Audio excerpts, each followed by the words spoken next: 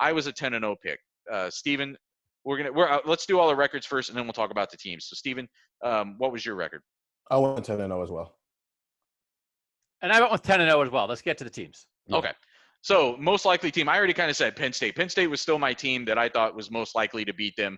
I think Michigan also is really good. I just think that Penn State with Journey Brown, with the other talent that they have across that offense, with what they and I think a really strong coach, a guy who's proven that he knows how to win games in this league. I just think that's always going to be a tough matchup.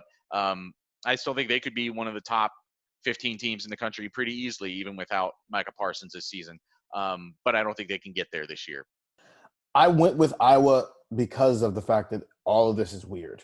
And that it's a single game. There's a bye week, and then it's Iowa, and then there's another bye week, and then it will probably be whatever the Big Ten championship game is at that point. But it's less about Ohio State and them not being ready to play this game. Yes, they're going to be ready to play that game because it is the last game for a team who would need to be the number one seed because they know what happened last year and why they would need that.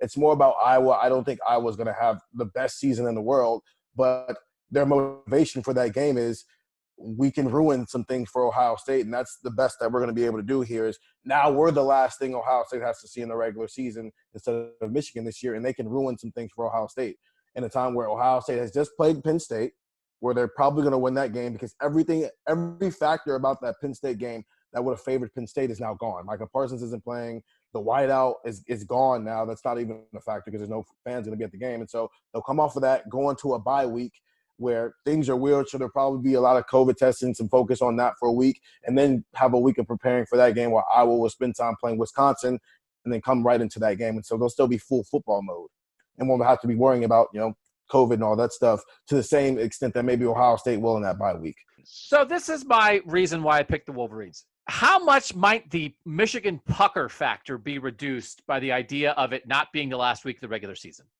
Michigan is at Indiana the week before. Ohio State is at Michigan State the week before. It's.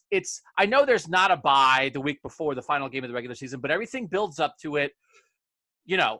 I just wonder if Michigan won't have quite as much of a chance to get in their own heads or to say something that Karan Higdon is accidentally kind of baited into a guarantee.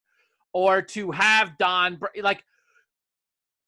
Ohio State is better than Michigan. They are this year. They have been for years. Even though Michigan was favored sometimes, Ohio State has better players.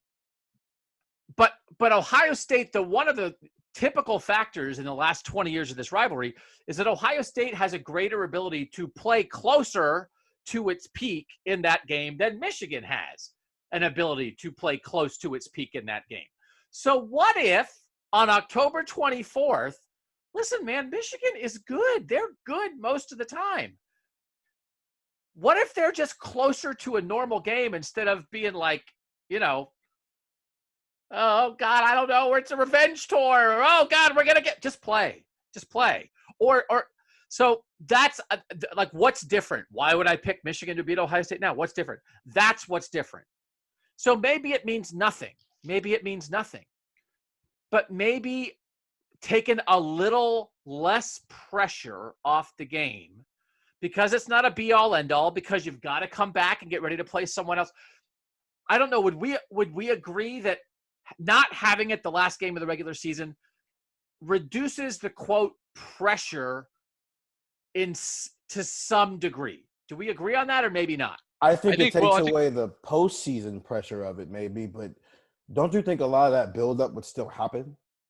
I mean, it's still the Ohio State-Michigan game, for sure. I agree. From a postseason standpoint, that a lot of that pressure is taken off the table because you're not necessarily going through each other to get there. But I think everything else, as far as a Karan Higdon situation happening or anything else, I still think that stuff happens. Okay. Yeah, I think also that the pressure that Michigan feels going into that game is typically different than what Ohio State feels going into the game. There's been many, or not many, but a few instances here in recent years where Michigan's already got 2 losses by that point. There's nothing they can do in that game that wins the East. They can maybe spoil Ohio State's season, but that's not really necessarily – you don't have pressure to spoil someone else's season. So I don't know. I think if they're both undefeated at that point, maybe it adds pressure to that game because that's something that Michigan hasn't necessarily faced in a while. and now it becomes your one chance to do something with the season. I don't know, but I guess I see what you're saying though, that it's not necessarily it doesn't become an all or nothing thing that defines your season for some people. So I actually am going to disagree with both of you on the idea of the Ohio State Michigan game is a thing of in and of itself.